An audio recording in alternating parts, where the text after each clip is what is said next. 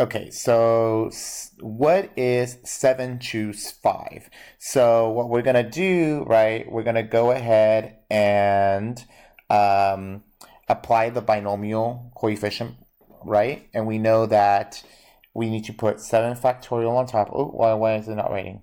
Okay, 7 factorial on top divided by 5 factorial, 7 minus 5 factorial.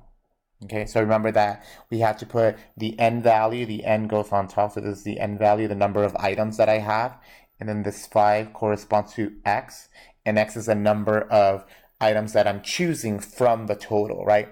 So this is what I have. So I have 7 factorial over 5 factorial. 7 minus 5 just gives me 2 factorial, right?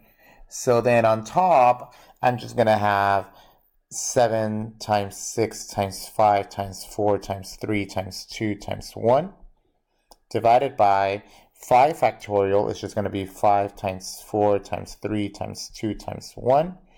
And then 2 factorial is just going to be 2 times 1.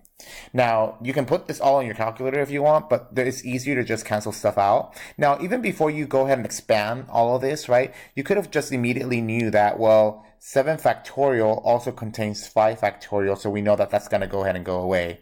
So we could have just done that.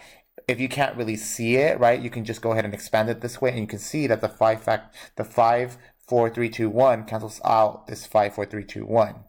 Right? And what I'm left with is 7 times 6, right? So 7 times 6 is just going to give us 42. And then we're going to divide this by 2 times 1, which is 2, which gives me 21.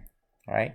So 21 is our answer. Now, this is a little bit of a tedious computation, right? So what we really want to do is use technology to be able to help us out, especially let's say if we had 100 choose 20. Well, we don't really want to go ahead and do all this stuff, and this can be a little bit computationally expensive, right? So our calculator, once again, can help us out. Now, what I want you to do with your calculator, right, I want you to look for the button nCr, right? Oh, let me go ahead and write it. Maybe you can. nCr. Okay, in your calculator, it has a button R instead of the X, but it's exactly the same thing. So how am I going to find it? If you try to look for in your calculator, right, you won't be able to find it because it's not here. It's hidden somewhere. If you have the TI-36, you should be able to find nCr very quickly. I don't have my TI-36 with me, but tomorrow maybe I can send you guys a video on where to find the nCr button on the TI-36. I just don't have an emulator. So for the TI-84, what you want to do is you want to press the math button just like we did before. So I'm going to press math, and then I'm going to go all the way to the probability symbol. And in the probability symbol, you'll see the nCr button. And what the C kind of stands for is N choose R. That's basically what it is. Just exactly what we said, how we labeled this thing, right? And 7 choose 5. Now, the way that we're going to write it, right, we're going to write 7 first. Then we're going to press the nCr button. And then I'm going to write whatever X was, which in this case was 5. That's what we're going to go ahead and do. Okay, so I'm going to go back here. I'm going to go ahead and first press a 7, right? Then I'm going to go to math.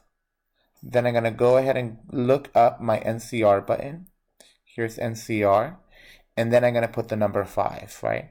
And when I press enter, I get 21. Okay, so it actually saves me all of this computation, right, that we have here, right, saves me all of this, right, and I can just do that using just my calculator. Okay, so that's basically all it is for these types of problems. Now, right now, it kind of seems like, okay, well, where am I going to use this? This seems kind of random. We were talking about statistics and probability, and out of nowhere, we got to combinations. Now, where do all these pieces in? Well, on Monday or on Tuesday, whichever class you're in, I'm going to talk about the binomial distribution, and everything will be able to come together. Okay, so I'll see you guys when I see you.